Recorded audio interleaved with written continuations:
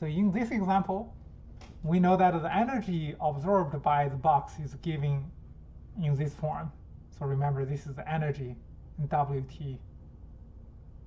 And calculate and sketch the current flow into the box. And I also calculate the charge which enters the box between 0 and 12 seconds. So let's look at the diagram. So this energy goes into this box. And we also know that the voltage applied on this box, that is equal to this, 10 volts, right? So we'll define the voltage V that is equal to 10 volts. And it has a reference polarity, the top that is a positive, and the bottom here that is a negative, right? So this is how we define the reference polarity. At the same time, the current is defined flow through this direction. So it looks like it's coming out from the high voltage end and then flow through the box and come back to the negative end. So this current is defined following passive sign convention. So that's good. So we say the passive sign convention is already, so we use the passive sign convention is used, right?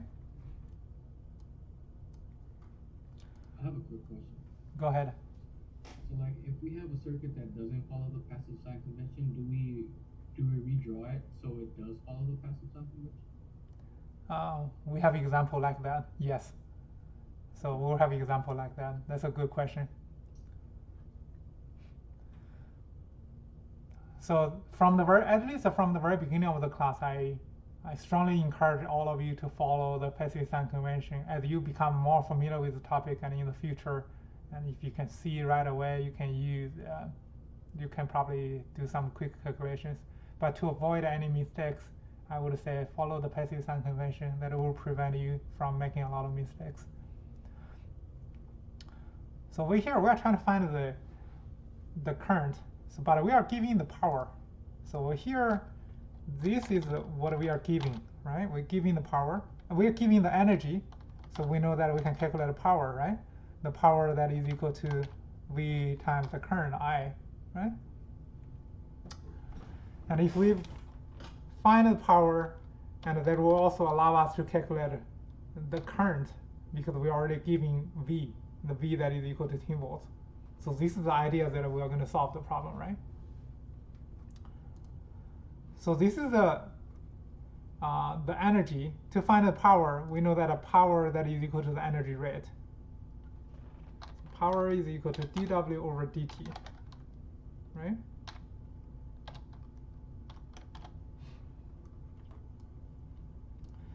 From this curve, and we'll be able to draw the current plot. So let me copy this over to the next page.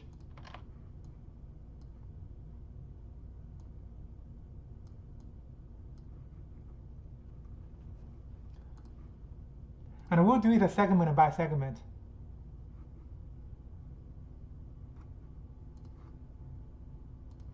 So first we need to find the power that is equal to dW over dt.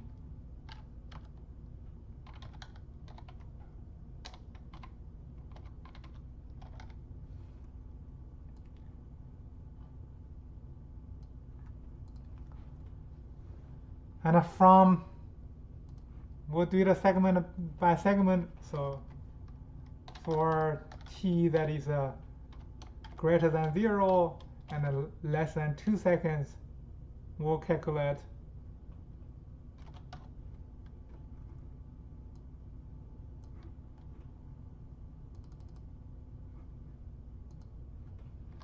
the power that is equal to what?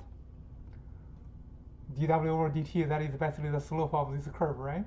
So that is equal to 5 minus 0 divided by 2 minus 0. And at the same time, the nice thing about that is they all use a standard unit, so we don't need to worry about the unit, so that's great. So that is a 2.5 watts, right? So we'll do the same thing for the rest. So we find that over here, that is a 2.5 watts, and over here, this section that is 0, and this section is a negative 2.5, this section is a negative 2.5, this section is a 0, and this section is a 2.5 divided by 2, so this is a 1.25, right? So we find all the power like that, so we'll be able to draw the plot. So I'm not going to write everything down, so you can do the same thing for the rest, basically, right? So this is a 2.5 from 2 seconds, and then it becomes 0, then it will become negative 2.5 in that section from 4 to 5 seconds, right? And from 6 to 7 seconds, that is 0, and from 7 to 8 to negative, and from 8 to 10, that is 0, and from 10 to 12, that is 1.25. All right, so now we get all the current. So it's also better to label this, basically tell people that this is 2.5. This is 2.5 watts over here, and this one is a 1.25, and the other side, this is a negative 2.5, right? So this is how we find the current. So this is how we find the power. So we find the power. So, but what do we need to do basically for this problem? This is the half of the problem, right? So the next part we want to find for this problem is to calculate the charge which enters the box between 0 to 12 seconds, right? So we know the power, and to find the charge, we know that the charge is the integration of a current, and the power, from the power we can calculate the current, right? So from here we can use the power to calculate the current. So since the power there is equal to the current times the voltage, we can find the current that is equal to power divided by the voltage. So once we know this, and the voltage is already given, which is 10 volts, so we just need to use this curve to divide by 10 volts. That will give us a current. So I'm gonna change it from here directly. So this is divided by 10, so that's going to be 0.25 amp, and this is the same, so 0.25 amp. So this will be 0.125 amp. So now we find all the current, right? So after we find the current, we need to find the charge. We know that a current is equal to the charge rate. So which is a dq over dt. So this is what we have, right? To find a q, we need to do the integration. So the q is equal to the integration of a current. And whenever we do the integration, we need to know, like, what is the initial value. Let's look at the problem, see if we have the initial value. Oh, looks like the initial value is not given. We'll just assume that it has a 0 initial condition. Then we do this integration. So what happens if we do the integration? So we get this from taking derivative of that. And then we do the integration of this with the 0 initial condition. It will become something like that, right? So that's exactly something we're going to see. So basically this will be something of the shape what we want to find for the charge. So the charge will have this form, but with a different number, of course. So the charge will be in that form, in this form, but with a different number. So if we do the integration of this over time, so this is I forgot to label the time. So this is 2 seconds. So I'm just going to do this segment and let you see what the values are. So from 0 to 2 seconds, and if we do the integration, it becomes the same thing as the area covered by this element over here, right? So that is 2 times 0.25, that is 0.5 column. So that is the unit. Remember that. So this is 0.5 column.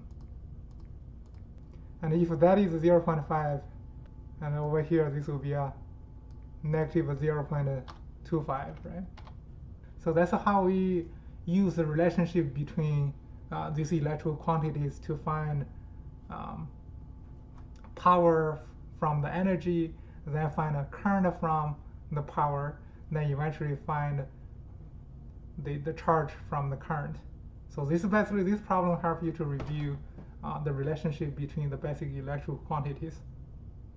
Let's look at some additional examples. Professor, I have a quick question. Go ahead. Right there, the negative 0.25 coulombs. Which part of the graph are we looking at? Here, this bottom. Okay. So look at this is a 0.5. It's much taller than this. So this is negative 0.5. This is half of that. So basically over here we use a little bit of trick because we already know that we find this from taking derivative of a shape like that.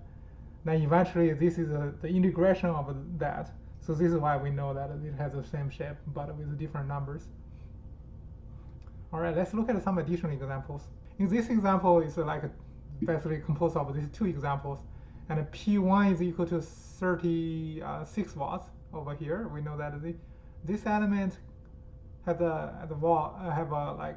consumes energy at a rate of 36 watts, and is element 2 absorbing or supplying power, and how much?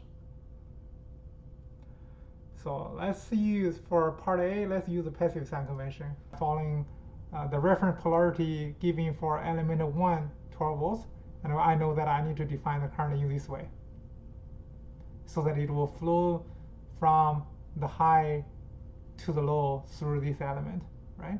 So I define this current I1 so that I will also call this voltage V1 that is equal to 12. I'm going to call that V1 that is equal to 12 here.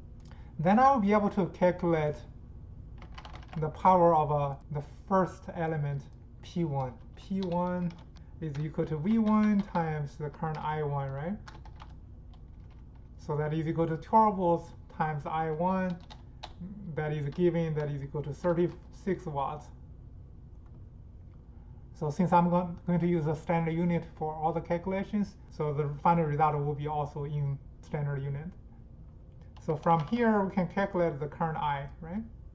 So we'll be able to find I1 that is equal to P1 36 watts divided by 12 volts, so that will give us a 3 amp. So this is how we calculate I1.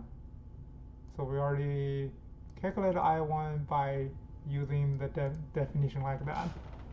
Now we'll be able to calculate the power absorbed by the second element.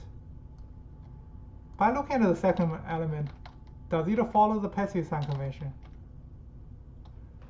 So V2 is equal to 6 volts, and the current I1 is the current flow through this branch, through this element, from the positive side to the negative side. So it follows the passive sign convention. That's perfect. So we can calculate P2 by using V2 times I1, right? So I1 is a 3 amp, P2 that is equal to 6 volts. So that is 6 volts times 3 amp. So that will give us 18 watts. And we also know that it's a positive number. So we'll draw a conclusion, say the element 2 absorbs power. It's 18 watts. For the second problem, we'll do the same thing. For part B, we'll use the passive sign convention. And in this problem, we know that P2 is equal to negative 48 watts. So again, we'll use the passive sign convention by using the voltage V2 of 24 volts. Say over here, we know that V2 that is equal to 24 volts. And if we follow this to define the current, we need to define the current like that so that it will flow from the high end to the lower end. So we'll calculate. Is it opposite? Does it go positive, negative? Positive is over here. Yeah, but for problem B, it says that the power is negative 48. So wouldn't it be flowing from the negative? Yeah, that is a question that many students have. So that's a good question. So we already use the passive sign convention. So doesn't matter if it's positive or negative. Doesn't matter. So we'll still follow the passive sign convention. This is the reference polarity given for the voltage, and we'll define the current already flow from the high to the lower end. So this basically is compatible with the passive sign convention. If you define it following flow to the other way, it doesn't follow the passive sign convention anymore, right? So over here we define it by following passive sign convention for element 2. So we can calculate the power absorbed by element 2 by using V2 times current I1, that is equal to, so it's given by the problem, which is a negative 48. So in that case, we can calculate I1, which is equal to P2 over V2, which is a negative 48 divided by 24. So that is a negative 2 amp, right? Do you want me to write the whole thing down? Negative 48 divided by 24. So this is how we find a current I1, right? Now we need to calculate the energy absorbed by the element 1. So over here, to find the power of element 1, if we use the voltage V1 like that, and this is current I1 is not compatible with that by following passive sign convention, right? So that is a different current. So if I want to define a new current following passive sign convention, the current would be flow from the bottom up, right? So I will have to use a new current. This current is in the reverse direction of current I1. You see what I mean? So we are going to use passive sign convention for the calculation, and the voltage is, if we use V1 as 6 volts, and I need to define a new current, and the new current is in the reverse direction of I1. So this is why I use this voltage time a current that will be compatible for passive sign convention, which is negative I1. So if I do that, I will have a 6 volts times 2, so negative 2 with a negative sign, so that is a 2, so that is a 12 watts. Professor? Yes. Okay, so I just want to make sure. So for part B, we applied to the passive sign convention to each element. So for the second one, we applied it. Yeah. And then for the first one, we had to follow the passive sign convention. Yeah. Passive sign convention can only be defined for one element. So you define one current, you don't really have to. It doesn't have to be. So we define this current for this element by following passive sign convention. Or you can also do the other thing. For example, I don't care about it like one first. I'm going to define my current as I2 first. So this is current I2. So let me draw another current. So I'm going to define this current I2. I want this I2 to be compatible with this element only. I'm going to draw this I2 by putting it over here. Of course, this is the same current, right? So this is my I2. I can do that, right? So I define my current I2 over here. So this is passive convention, you do the calculation, this is the same. Right? Mm-hmm. This is the same. I just moved it from here to here. And I want to define a new current for element 1. You can do that. Say, like, I'm going to define a new current I1. But to make this current I1 be compatible with this element 1, I need to define the current in the other direction, right? So that it will be compatible with this element 1, because I defined this as a positive and the top with a negative. So I will define this so that I1 and V1 will be compatible for passive sign convention. So over here, I will use I1 here, right? Because I1 is something I defined following passive sign convention with V1. So you can do that as well. But remember, I1 is the same current with I2, but in different direction. So this is still the same current for this branch, but I define I1 as like in the other direction of I2. We know that I1 is equal to negative I2, right? So do we also state that where I1 is also equal to I2? Yeah.